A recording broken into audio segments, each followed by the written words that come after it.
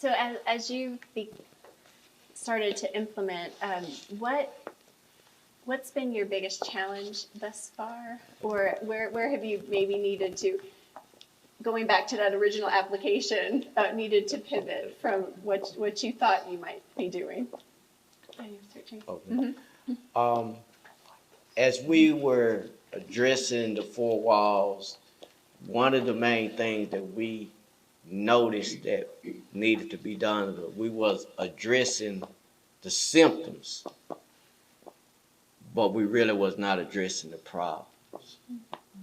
So one of the things that we noticed that we had to address was mental health.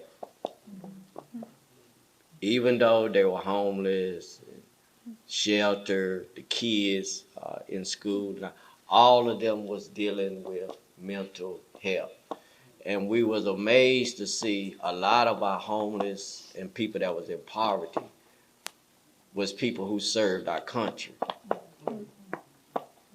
was in poverty, and mental health issues from either fear, postpartum, anything that was.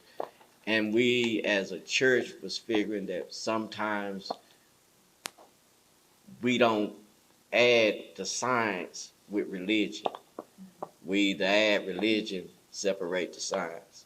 We do science, add religion, but not understanding that it all goes hand in hand. So we ended up having a health fair that was supposed to be one day, and it ended up being 4 days because we partnered with Duke Clinical and dentistries, and kids could get free cleaning, free health care, blood pressure check for the seniors, things. And so we had physicians come in and give their time, and all it took resources. So we thank God for the grant. It took resources to realize that it was a whole lot of individuals that, as an African American, I say it like this: in the urban community, people are skeptical to go to the doctor.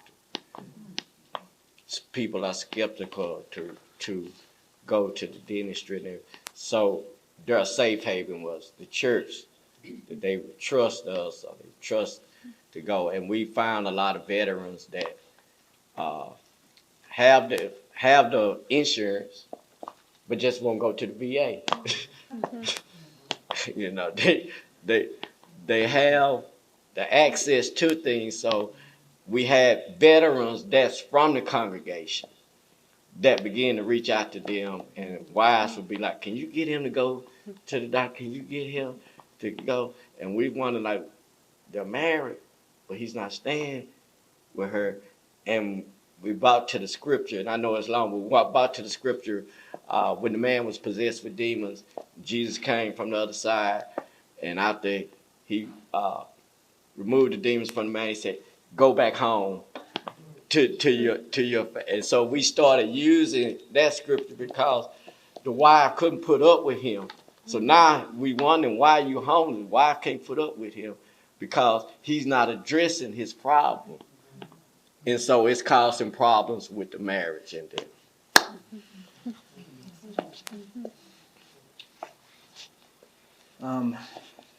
So I think some of the biggest challenges, first one is the space. That's just becoming a challenge. We're in our Sunday morning service now that we have folks coming in. We're averaging about 35, and in a church building of 950 square feet. As I told my board last week, I said, it is an exciting full for you, but an uncomfortable full for new people that come in. So that's like the superficial challenge. The kind of like, I'd say probably one of my biggest challenges in this was culture shock. And I've gone through culture shock. You saw my bio, served in Spain. I've gone through culture shock there. I lived in North Carolina for a long time, but then straight from Spain to Alabama. Culture shock.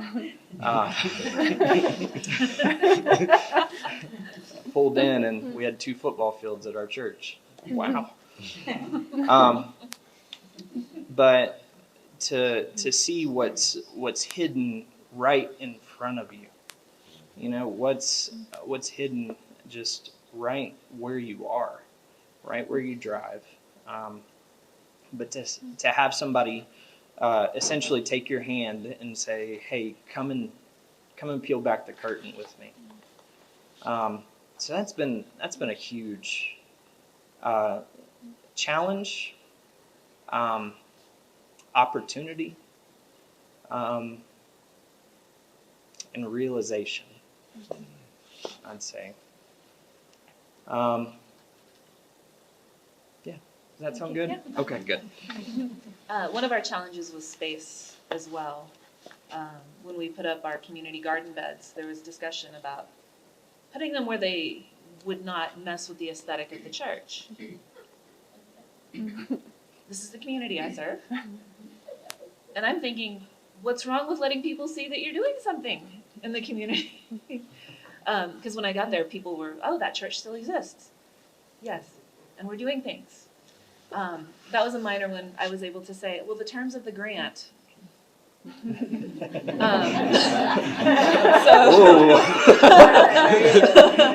the bad guy. Well, I was like, that has been very helpful, though. The terms of the grant were that we would use this money for this reason. So we're gonna put the garden beds where they're accessible for the community.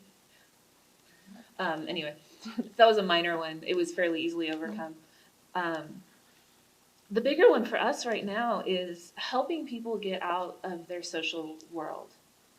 Because a lot of my folks have had the same friends for 30 years. And they don't know how to make new friends. And when you think about it, it's really easy to say, oh, you need to make friends. How many of us have made a new friend in the last 5 years? So I'm almost at the point where I'm going to start sending people in pairs. You 2 are going to pottery class. You 2 are going to join that yoga class. You 2 are going to go to help people get to the place where they can interact with people outside their social world regularly enough to have the rapport to invite them to places. And that's I don't know. I feel like if we crack that code, we can write another book and do really well for ourselves, because it's a big challenge, especially in the Bible Belt, where the expectation is it's Sunday, you should be in church. What's wrong with you that you're not in church? To get people to a place where they're looking outward differently. Still working on that one. Mm-hmm. So I guess on the other side, what's been your biggest surprise as you've implemented? My biggest surprise is who is actually comfortable doing the inviting. We had Charge Conference last week, and one of the questions that I asked my lay leader, half jokingly, was, which bartender have you invited to church this week? Because they have their young adult group, and then they go out and they have a meal together, and they've invited people from at least 2 of the local watering holes to come to church. So the demographic that's comfortable with the invitations has surprised me somewhat, and it's such that I almost need to warn people: if this group is doing the inviting and you're not, in 3 years the flavor of this church is going to be completely different. And you can't blame me. I'm not the one who did that. The folks who are doing the inviting are the ones who are excited about it, are actually the folks who were formerly done. We've welcomed back several of the dones, and it's always an honor when they stay with us, because I know that church pain is hard. So it's been really surprising and exciting that the folks who are doing the inviting in the community and where they're inviting people to come from. I didn't see that one coming. So probably the most surprising has been let's say the loaves and fish of the grant. I did not expect, with what we were doing, for us to still have funds. But we've seen, God stretch and move, surprise us. I told you about our space situation. So we're kind of landlocked. There's nothing we can really do. Commercial prices are outrageous. And I have a church of, 35 people. So we thought about, what about just an outdoor building, where we can house most of our outreach stuff, clothes, food, all of that. So I had one of our contractors, one of the guys, he's a contractor, he went to a bunch of the places that sell those. And each of them, they're like, yeah, we can give you 10% off. Okay, thanks. Does that cover sales tax? Basically. I'll tell you, $5,000 for a building is, you're not getting a huge building. But he was pulling out of one of the places, and there was one sitting with an entire wall busted out. And so he went back in and he asked him, he said, what about that building? He said, well, and he said, it fell off a truck when we were delivering it. He said, you know what? He said, my guys, they're not very busy. And he said, why don't I get them to fix it up? If you didn't have it delivered, he said, $500 out the door. A 10 by 20, which is the largest that we can have without a permit in our city. And delivered everything, about $800 for an $8,500 building. But we've seen that not just in those types of things, but in other areas. People that come and want to support, and opportunities where we needed something, and that something showed up. Like it's God at work in beautiful, mysterious ways. So,